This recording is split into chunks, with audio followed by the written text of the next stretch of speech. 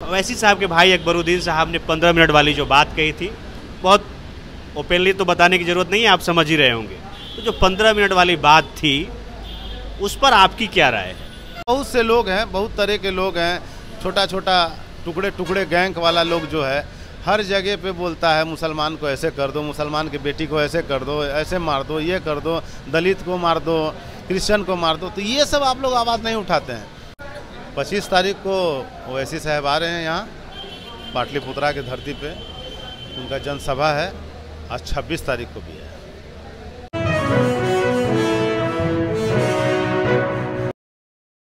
नमस्कार, मैं हूं विपुल और आप देख रहे हैं डेमोक्रेसी एक्सप्रेस। हम अभी पाटलिपुत्र संसदीय क्षेत्र में हैं और हमारे साथ मोहम्मद फारूक रजा जी हैं जो AIMIM के उम्मीदवार हैं पाटलिपुत्र से। सबसे पहले तो सर आपका स्वागत है। और आपका भी। मेरा पहला सवाल ये है कि मोहम्मद फारूक रजा जो AIMIM से चुनाव लड़ रहे हैं पाटलिपुत्र से,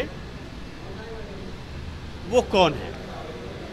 क्योंकि हम अभी आपका जो इंटरव्यू कर रहे हैं ये सिर्फ पाटलिपुत्र के लिए नहीं है, आपके संसदीय क्षेत्र में आपको लोग जानते होंगे, लेकिन बाहर के लोग ये जानना चाहते हैं कि फारूक रजा डब्लू है कौन?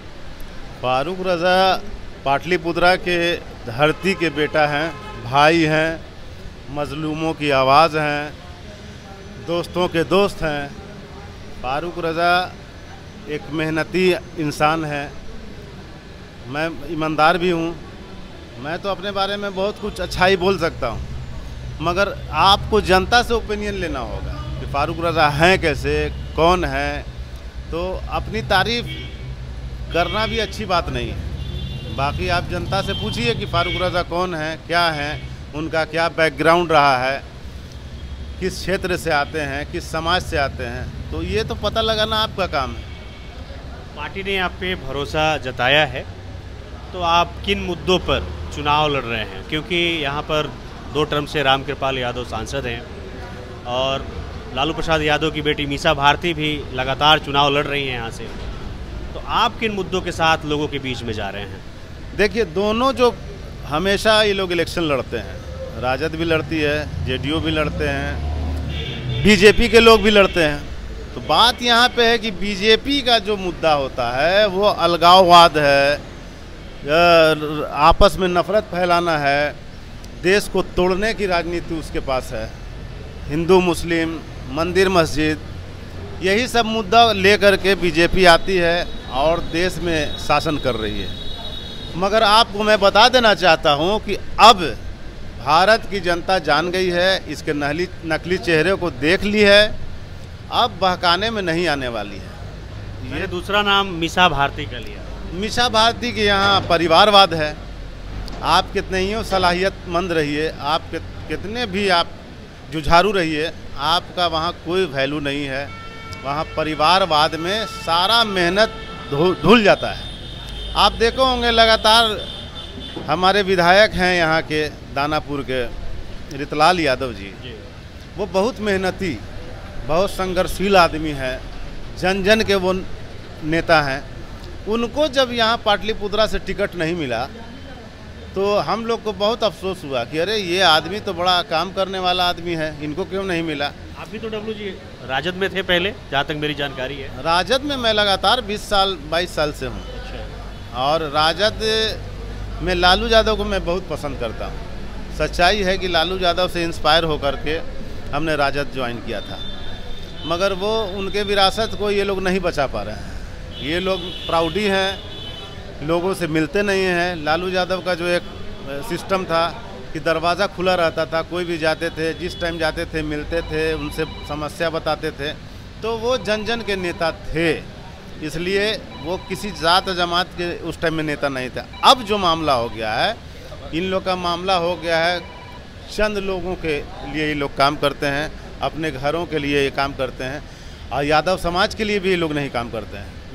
हाँ, यादव समाज, मुसलमान समाज को सबसे नीचा ये लोग दिखाते हैं। आपको समझ में आता होगा, देखते होंगे, जिस कम्युनिटी से ये बिहार में राज किए, उस कम्युनिटी को ये कोई तरजीह नहीं देते हैं।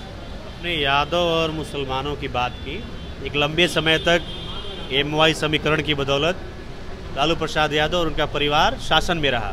आज भी एमओआई समीकरण की बात होती है और ये मानकर चला जाता है कि जो मुस्लिम समाज है बिहार का, आज भी लालू प्रसाद यादव के साथ खड़ा है, आरजेडी के साथ दिखता है वो।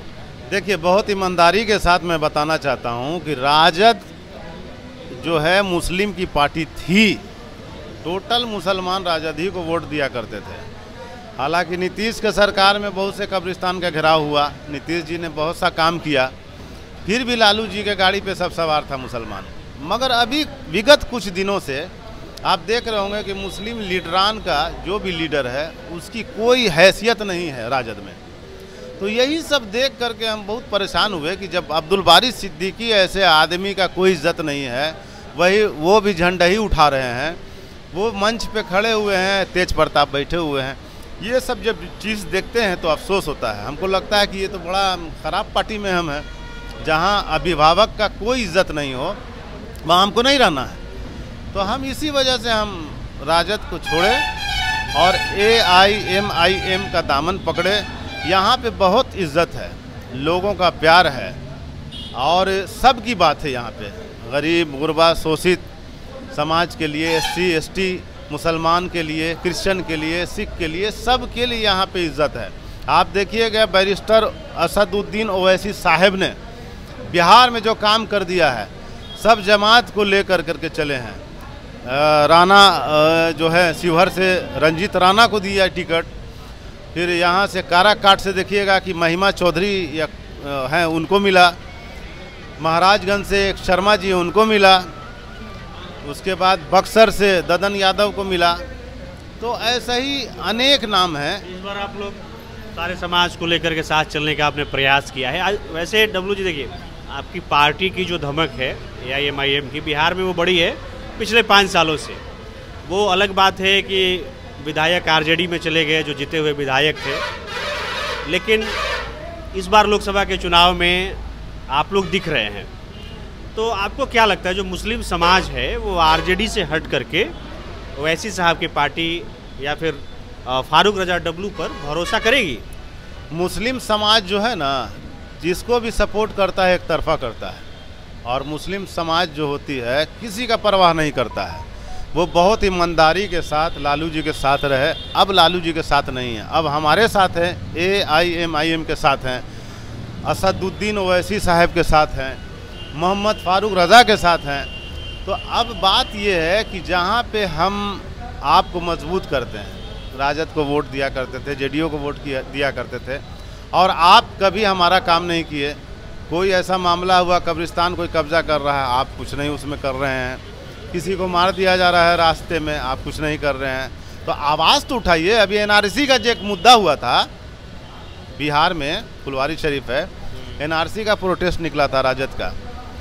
उस प्रोटेस्ट में गोलियां चली, एक का मर्डर भी हुआ। उसमें भी राजद के टीम उनसे मिलने नहीं आए। तो अब बताइए किसको हम लोग वोट करें, क्या करें, किसको खोजा जाए? तो अपनी क़यादत अब अपने खड़ा करना है, अपना वोट अपने लोग, अपना वोट अब करना। मुसलमान आपके साथ खड़े होंगे? मुसलमान ही नहीं, मुसलमान तो एकदम 100% खड़े हैं। शोषित वर्ग, पिछड़ा वर्ग, दलित लोग सब हमारे साथ हैं। आप जा कर के देख लीजिए। और अगड़ा समाज भी, बहुत से अगड़ा समाज भी हमारे साथ हैं। हमारे शर्मा जी हैं, चौधरी जी हैं, सिंह जी हैं, बहुत लोग हैं हमारे साथ हैं। बोले कि अब ये सब के चक्कर में नहीं रहना है। 10 साल से रामकृपाल जी को देख रहे हैं, अभी तक एक नाला उनसे ठीक नहीं हुआ है। आप देख लीजिए, एम्स रोड में जाइए, ऐसा एम्स रोड है कि पूरे दुनिया में कलंकित हम लोग होते हैं देख करके। मैं अभी उधर से ही आ रहा हूँ। हाँ, मैं देखता हूँ कि पूरे साल वहाँ पे पानी लगा हुआ रहता है। ये जेठ के मौसम में, हाँ, ये जेठ के मौसम में अब पब्लिक जाए तो जाए कहाँ? क्षेत्रीय पार्टी जो है, जो यहाँ के MLA हैं, वो हाथ उठा दिए। अब रामकृपाल जी भी हाथ उठाएंगे तो कहाँ जाएंगे हम लोग? हम यहाँ के हैं ना, हमको दर्द है, दंश ढेलना पड़ता है। फारूक भाई, आपके जो मुखिया हैं पार्टी के, ओवैसी साहब जी, वो पत्रकारों के कड़वे सवाल भी लेते हैं। अब उम्मीद करते हैं कि आप भी लेना चाहेंगे। कम लेंगे। ओवैसी साहब के भाई अकबरुद्दीन साहब ने 15 मिनट वाली जो बात कही थी, बहुत ओपनली तो बताने की ज़रूरत नहीं है, आप समझ ही रहे होंगे। तो जो 15 मिनट वाली बात थी, उस पर आपकी क्या राय है? देखिए, ये तो कोर्ट में मामला चल रहा है, आपको पता होगा, और हम उतना, हमको, मेरा कद नहीं है कि हम वो सब बात कर सकें। मगर एक बात आप लोग भी अगर सही से बात कीजिएगा, ईमानदारी से, तो एक मामला को लेकर के आप लोग चलाते हैं, मगर अनेक, देखिए ऐसी है वो अनेक मामला जो होता है, बीजेपी के लोग बोलते हैं, आरएसएस के लोग बोलते हैं, शिवसेना के लोग बोलते हैं, बहुत से लोग हैं, बहुत तरह के लोग हैं, छोटा छोटा टुकड़े टुकड़े गैंग वाला लोग जो है हर जगह पे बोलता है, मुसलमान को ऐसे कर दो, मुसलमान की बेटी को ऐसे कर दो, ऐसे मार दो, ये कर दो, दलित को मार दो, क्रिश्चियन को मार दो। तो ये सब आप लोग आवाज़ नहीं उठाते हैं। तो ये गलत का जवाब गलत से तो हो नहीं सकता। तो ये हमने पूछा कि अकबरुद्दीन ओवैसी ने जो 15 मिनट आपको हमने जवाब दिया ना कि मेरा उतना कद नहीं है, हम नहीं बोलना चाहेंगे। हम क्यों नहीं बोल तो रहे, हमको पता नहीं है ये सब बात। ये है कि कोर्ट में चल रहा है मामला, अब वो कोर्ट जवाब देगी।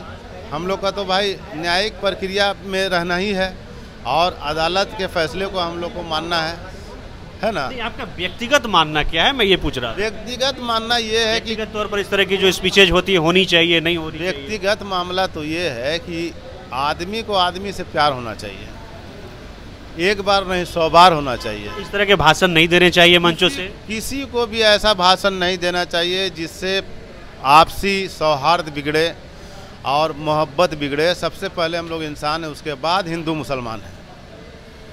इंसानियत जिसमें नहीं है वो इंसान ही नहीं है। धार्मिक बनने का नाटक सब लोग करते हैं, धर्म की बात का पालन कोई नहीं करते हैं। ये बहुत अफसोस का मामला है। वेद में क्या लिखा हुआ है वो ज्ञान नहीं है, उछल रहा है। कुरान में क्या लिखा हुआ वो पढ़ा नहीं, उछल रहा है। ये बात अच्छी हमको लगी कि फारूक भाई अपनी बात करते हैं।